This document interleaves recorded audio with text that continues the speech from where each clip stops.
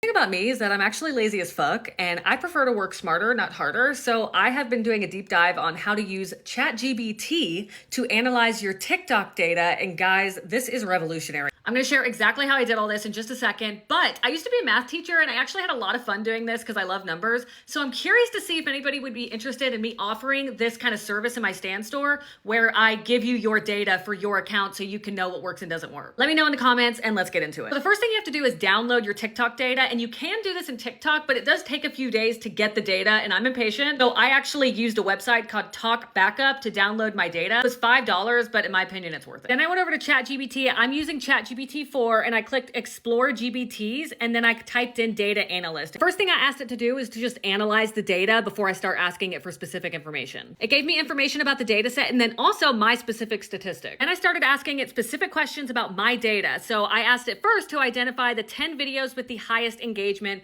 and it gave me all of this information. I asked about the positive and negative correlations of the hashtags in my videos, which was really eye-opening to see some of the ones that actually work for me and the ones that don't. I asked it a few more things, but one thing that I thought was really cool is when I asked it about the optimal length for my video, it gave me some information about it, but it even created an entire graph for me. I compiled some of the information I learned in a document, and some of the things I learned about are the highest engagement, keywords that are work for me, positive and negative hashtags, videos with the highest comment ratio, optimal lengths, average duration, best times for me to post. I think that's a really big one I'm going to start utilizing a lot. I feel like I really just scratched the surface with this. I'm going to start playing around with this a lot more and uploading videos about what I learned. So make sure you're following if you want to learn more about this too.